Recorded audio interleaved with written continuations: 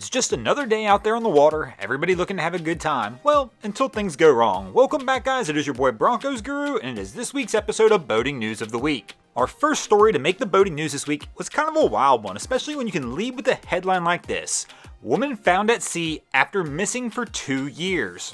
Now, of course, we know this woman wasn't missing at sea for 2 years, but that kind of headline's gonna stop just about anybody at their tracks because you don't know what to think when you read that. This woman, where has she been for the last 2 years? How did she wind up being found by fishermen floating in the middle of the ocean? These are all questions I needed answered, and I was gonna air this one last week, but at that point in time, none of these answers were readily available. But now they are, so I figured I'd go ahead and throw this one out there. So these two fishermen were off the coast of Colombia fishing when they saw this young lady here floating in the middle of the ocean, basically unconscious. The two fishermen then tossed her a life vest and began yelling at her. All of a sudden, she started to come to and was able to actually get herself into the life jacket. The two fishermen then slowly approached her by boat and were able to get her into this vessel. They did bring her back to shore. Once they got back to shore, that's when things got a little interesting to kind of find out the backstory.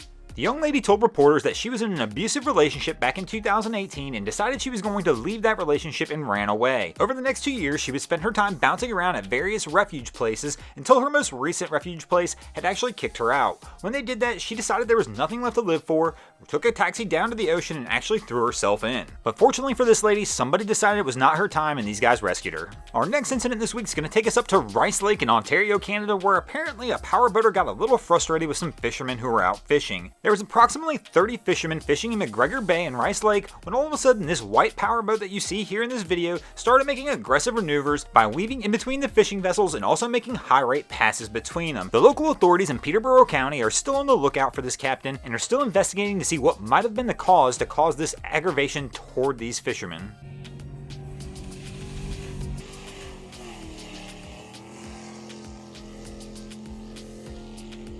We've mentioned this before in the boating news that the boat market is on fire, but I'll tell you what, not quite as on fire as it is up there in Stamford, Connecticut, where several boaters are about to have to go on that hunting mission of trying to find a new boat. And here we're about to see the scene of the cause of that shopping spree they're about to be on. The fire began around 3:30 p.m. over at Hinckley Boatyard on Selleck Street in Stamford, Connecticut. After being fully engulfed in flames, this vessel broke free of its mooring lines, and a prevailing wind actually pushed it across the harbor, where the original boat on fire came to rest at a section of dock behind Beacon Apartments on Harbor Point Road. The fire immediately extended to the dock and 3 additional boats and the floating tiki bar that was there as well. This would have to be one of the worst ways to find out you had damage to your boat, because your boat was just sitting there safely on the dock and for whatever reason somebody else's boat floated across the water and burned everything down. Now, it's not really uncommon when a team wins the Stanley Cup to see some type of parade to go ahead and commemorate the win, or celebrate the win if you will, but it is only in Florida you would see them do this with a boat parade, and only in Florida will you see members of the Tampa Bay Lightning riding around on a PWC hailing the Stanley Cup. When I first saw this, all I could think was, man, this is not a good idea. We've got hundreds of fans, hundreds of boats down here, and these guys are rolling around on a Sea-Doo, just throwing the cup up in the air.